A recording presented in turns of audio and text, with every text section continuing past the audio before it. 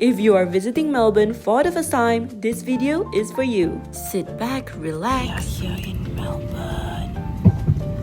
So once we landed, we immediately took a Skybus to Southern Cross Station. It can get a bit overwhelming, but first thing first, get a Myki card. It's really convenient to get your way around using public transport. First spot on the list is no other than the South Melbourne Market. We got there at 9 AM to avoid the crowd. And honestly, I wouldn't say the spread was extensive. It caters more to people who wants to get their fresh groceries, like this fresh pasta stall that only sells uncooked pasta. So if you have a kitchen, good for you. I went straight for the jumbo oysters, fresh with a creamy center. It was such a satisfying bite, no joke. We got our hands on some lobsters, but I just don't get it. It's too tough. I am clearly not the target market for this. But if you're looking for something cheaper and more delicious, so pro tip, get the prawn. Get the prawn. Prawn is life. The bite is so juicy. I knew when I saw the storefront, I couldn't resist. I've always wanted to try porchetta, but it was too porky for me. Probably we'll have the bowls version next time that really focuses on the burrata, because the burrata was chef's kiss. I tried the Daddy's Girl espresso blend and it was nice and light for me. It was pretty decent. Okay, this cookie stall may look normal, but you shouldn't miss out on it. We opted for vegan cookies, which was a bit on the sweeter side. I don't know how to appreciate this, but these peanut butter chocolate cookies blew me away. Crumbly, gooey, warm enough to handle. We couldn't resist but to get a piping hot bowl of paella. So the rice itself has flavor, but not the squid and mussel. It's packed with chicken and chorizo as well. I had to turn on my Google map to find this cafe. I didn't know there is an outside area. The matcha yuzu pan suez is what I came for, and they did not disappoint. The balanced flavor from the earthy matcha to the tanginess of the yuzu jam was nothing but delicious. I was a bit skeptical when my husband ordered this iced chai latte, but he proved me wrong. It was fragrant, smooth and creamy with the right amount of flavor. We even bought a bag home. So the next stop to visit for your first time would be the National Gallery of Victoria. We came during the season of Yayoi Kusama. You can either pay to view these limited time exhibitions or be like us, just go for the free ones. And it was a lot, like my feet ache. And I'm not too sure whether we're the artsy kind, you know? In terms of hotel, there are only a few criteria that we must have. 1. Cleanliness. 2. Basic amenities. And last but not least, the location. We absolutely love the location of our hotel because it's 4 minutes to the one and only Queen Victoria Market. We took the opportunity to come here 3 times. Yes, 3 times this trip. So I know what's nice and not nice, okay? You should try the cheese bratwurst and top it with just ketchup and mustard. Don't need any fancy toppings. Snappy bite of the banger with that chewy bun was perfection. This is the best combination so far. As gimmicky as it looks, this is definitely one of the best hot chocolate that I've ever tasted.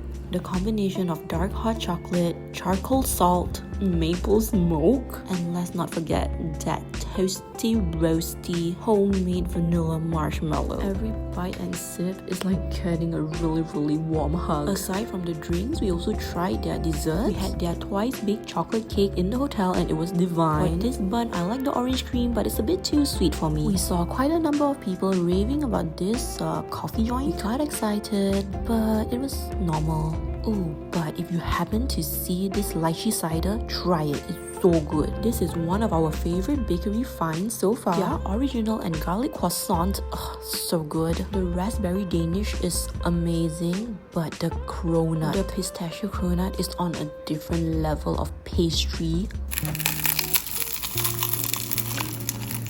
Some raspberry.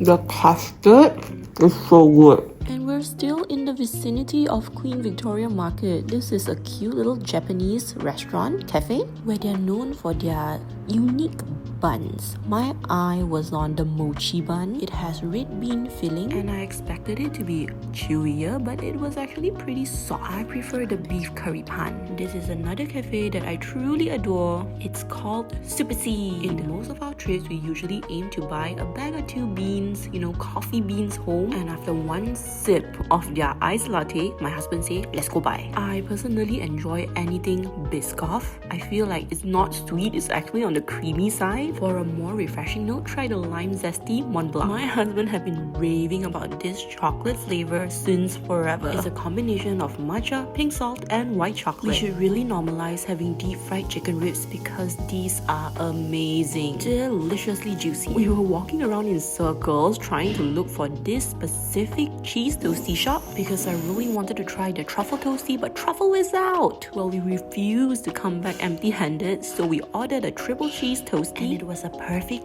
cheese toasty.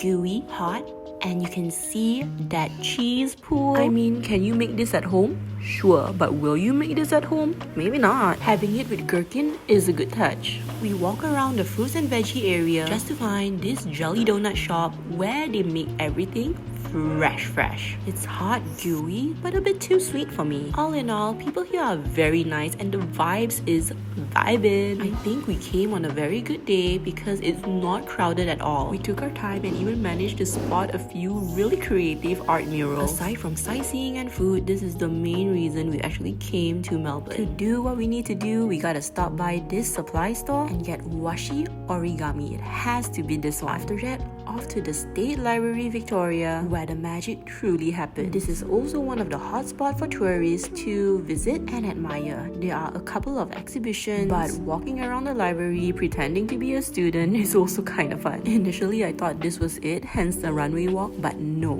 this is the main character. Would you look at that? It's really impressive. So back to the washi origami. So 6 years ago, before my husband met me, he came to Melbourne on a solo trip and decided to fold 24 origamis all by himself. This is his way to wish for a better future and also a better... If you think about it, he can't ever get mad at me because technically he wished for me. Strolling around Melbourne CBD is also a fun activity. We managed to try Master LanZhou noodle bar, and it's been a while since I had really delicious hand-pulled noodles in a fragrantly numbing mala broth. The noodles were exceptionally slurp-worthy and had the right level of chewiness and bite. You can spot a couple of Piccolina in the streets of Melbourne CBD. The gelato is nicely whipped with good flavor and also texture. The only thing about it is that it melts very quickly. To continue the CBD walk, Flinders Street has a lot of cute cafes and we couldn't help to get one iced latte, but it was so mid. On the bright side, we got some adorable leather keychain. We are skipping the kangaroo burgers but went for another round of gelato, and I must say I prefer this more. It has a creamier texture and it doesn't melt easily, which is interesting. Traveling is definitely more fun in a group, and I'm so glad that I managed to meet my friends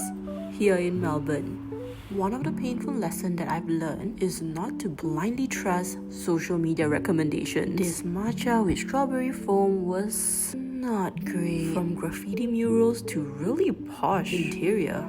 I guess this is Melbourne. A cafe that did not disappoint me would be good measure. Once you step in, it's like you teleported to a very vibey yet chill hipster spot. I tried the viral Mont Blanc and it was worth the hype. Refreshing, fragrant, creamy foam with citrus shavings. Every sip was a light melody. But you know what's funny? The toilet. It's so different than the outside of the cafe.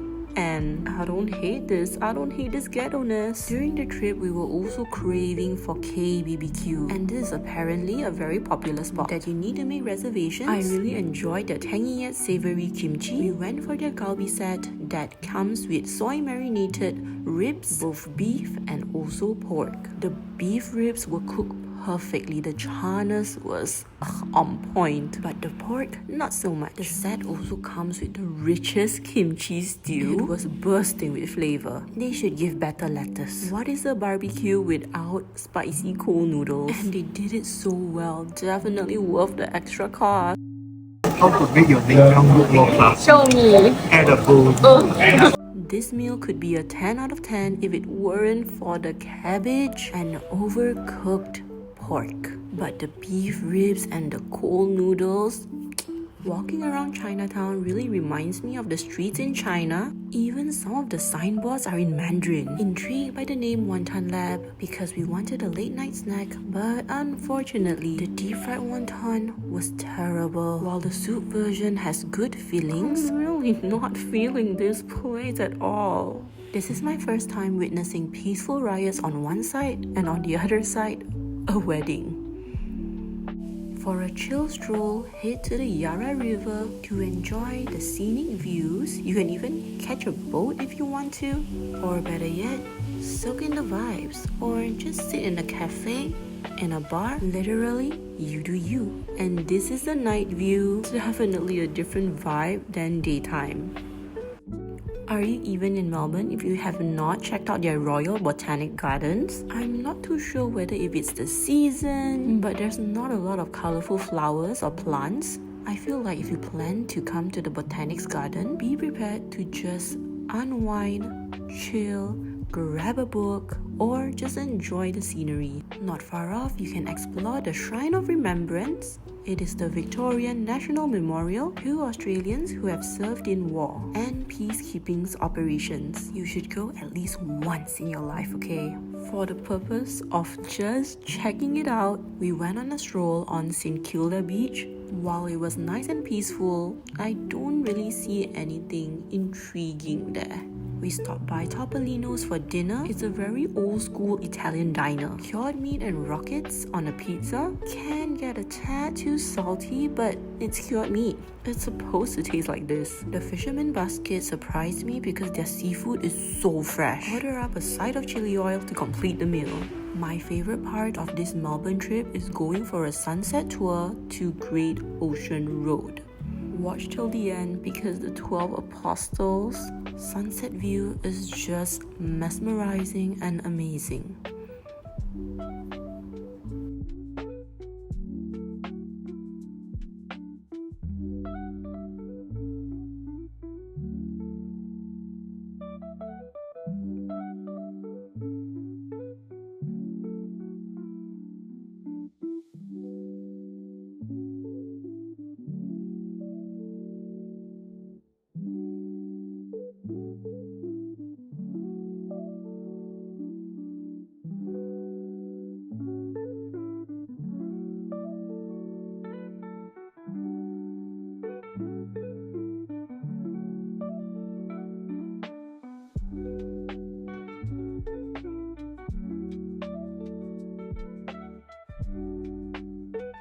Oh.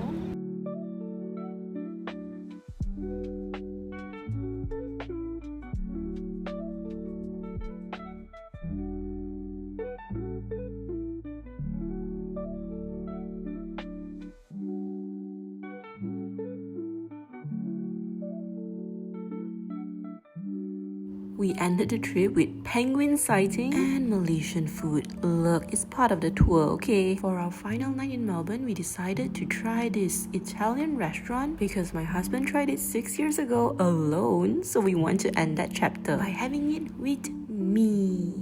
The meal started with complimentary bread for our entree, braised and charred ox tongue, and sliced charred veal. As you can see, we were feeling super adventurous and it paid off. Everything was so good. They gave us pretty plates because the mains are coming. We had the mal root charred grilled lamb fillet and it is the juiciest fragrant lamb I've ever had. The other dish is like a pasta dumpling. We should have stopped at the mains because desserts were mid.